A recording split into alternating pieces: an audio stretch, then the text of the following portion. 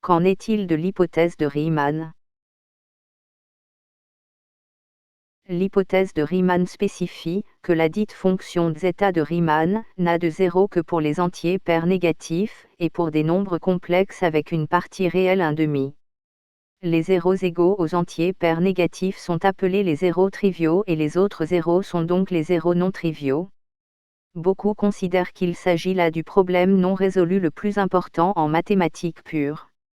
En particulier, il est d'un grand intérêt en théorie des nombres, car il implique des résultats sur la distribution des nombres premiers. L'hypothèse a été proposée par Bernard Riemann en 1859. Les prix du millénaire sont 7 conjectures mathématiques choisies par l'Institut Clay Mathematics Institute, en 2000. Chaque prix s'élève à $1 million US.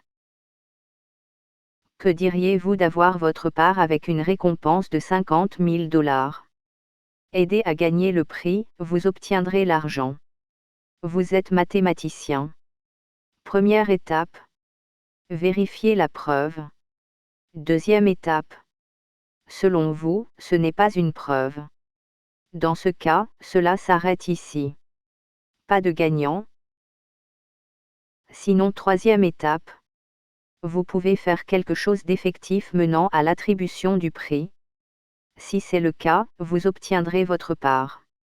Notez qu'il n'y aura qu'une seule récompense et pour l'unique personne qui contribuera à ce résultat.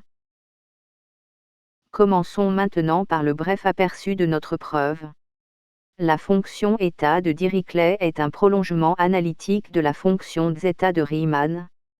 Considérons la somme du carré de sa partie réelle et du carré de sa partie imaginaire. Notons dès 0 la somme divisée par 2. Les zéros du prolongement sont les zéros de cette somme, par ailleurs strictement positive en dehors des zéros quelles que soient les valeurs a et b. L'intervalle de valeurs a, comprise entre 0 et 1, est traditionnellement appelé la bande critique. C'est la seule zone où les zéros non triviaux de la fonction zeta peuvent exister. Si la dérivée seconde, choisie le long de l'abscisse de la bande critique qui s'étend de 0 à 1, est strictement positive, à gauche de la ligne critique, c'est-à-dire de 0 à 1/2, alors aucun zéro ne peut y exister, ni à gauche, ni sur le côté droit de la bande critique. En effet, ceci est un résultat bien connu dérivant de la célèbre équation fonctionnelle de la fonction zeta de Riemann. Notons alors D2 cette dérivée seconde. Nous pouvons extraire de D2 une nouvelle expression que nous appelons R2. R2 est une fonction de A et B, respectivement la partie réelle et la partie imaginaire, des coordonnées dans le plan complexe. Si la valeur minimale de R2 est égale à -1, sur le côté gauche de la droite critique, c'est-à-dire pour le paramètre A, dans l'intervalle 0 à 1/2, alors l'hypothèse de Riemann est vraie.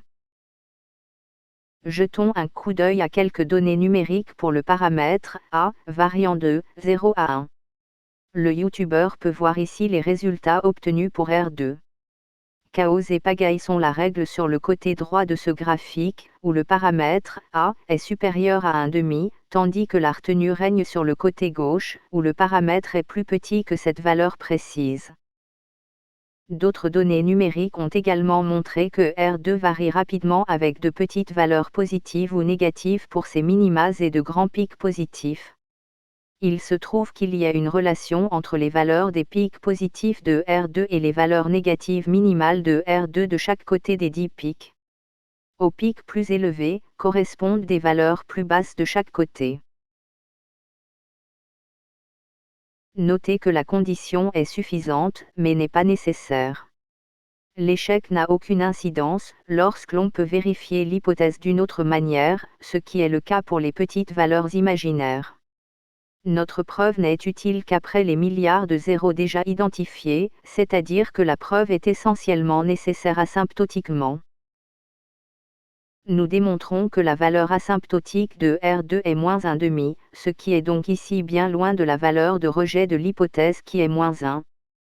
Plus précisément, plus les zéros de Riemann sont proches les uns des autres, ce qui est le cas asymptotiquement, et plus on se rapproche de la valeur -1/2 comme indiqué par ce graphique, où la distance entre 0 est selon la coordonnée x, et la valeur de R2 est selon la coordonnée y. Nous démontrons également que la valeur minimale est -1, à l'exception du cas où la partie imaginaire du paramètre b est inférieure à 4, ce qui n'a pas d'importance. Dans ce graphique, chaque point bleu est un représentant de R2. Les points représentatifs s'échappent difficilement de la zone délimitée en vert et ne sont en aucun cas en mesure d'atteindre la limite critique, -1, à l'intersection des lignes rouges. Bien sûr, des preuves numériques ne sont pas suffisantes. Pour aller plus loin, et obtenir toute la portée de la preuve, le lecteur devra se tourner vers un autre média. Il trouvera de plus amples informations sur le sujet à l'un des liens suivants. Nous vous souhaitons une agréable lecture. Les commentaires sont par ailleurs bienvenus ci-dessous.